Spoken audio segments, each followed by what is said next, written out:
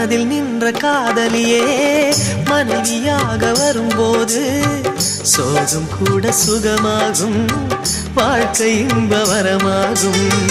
உன் வாழ்வில் செல்வங்கள் எல்லாம் ஒன்றாக சேர்ந்திட வேண்டும். பூவே உன் புன்னகை என்றும் சந்தோஷம் தந்திட வேண்டும். ஆசை காதல் கைகளில் சேர்ந்தால் வாழ்வே சொர்க்கம் ஆகுமே. ஆசை காதல் கைகளில் சேர்ந்தால் வாழ்வே சொர்க்கம் ஆகுமே.